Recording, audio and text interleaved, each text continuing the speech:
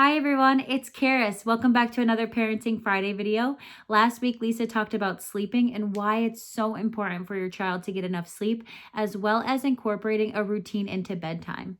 Many families find bedtime super challenging, and when a child doesn't get enough sleep, they can be moody, short-tempered, and unable to engage well with others, and sleep can also impact learning when you don't get enough of it.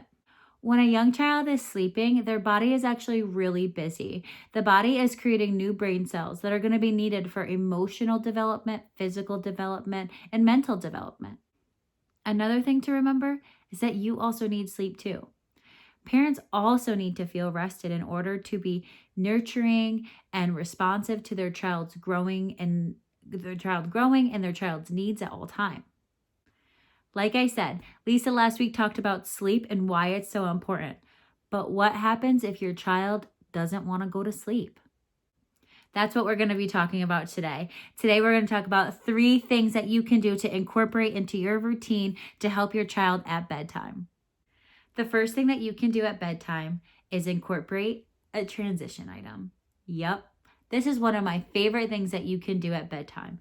If your child is struggling to go from playtime to bedtime, start introducing a transition item. This is an item that you will only use around this time of the day. So you may not use this all day, all the time to go from one thing to another, but this one is specifically for bedtime. So think of something that your child loves to have at bedtime, whether that's a teddy bear or maybe like a race car, and incorporate that into your bedtime routine.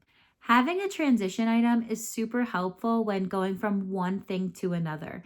So I might incorporate this about 10 minutes before bedtime.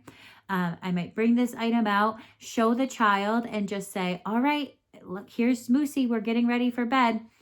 And that way your child knows, okay, it's going to be bedtime. I have Moosey. This is a sign that bedtime is right around the corner. One thing that's really great to do is incorporating that in transition item to all aspects of your child's bedtime routine. Let your child take this transition item to the bathroom to brush their teeth, bring that to the kitchen to get their drink of water, tuck the transition item in bed with them, maybe make sure the transition item is out while you're reading your bedtime story to them. Whatever helps transition that child from whatever you're doing to bedtime. The second thing that you can do to help at bedtime is to add steps to this process. Let your child know what these steps are by using first and then statements. So you might say something like, first we brush our teeth, then we read a bedtime story.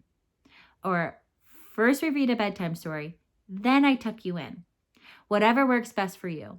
But just know that when you use first and then statements, your child is able to understand that first, is able to learn that first we're doing this, and then is able to predict what's going to happen next. The third and final thing that you can do at bedtime is providing choices whenever possible.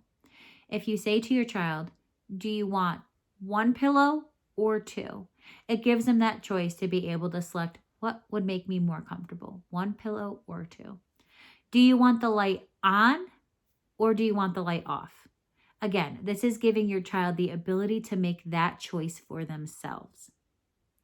I hope that these tips helped you. If you have any other questions, feel free to reach out to your family advocate. I hope you guys have a great weekend and stay safe.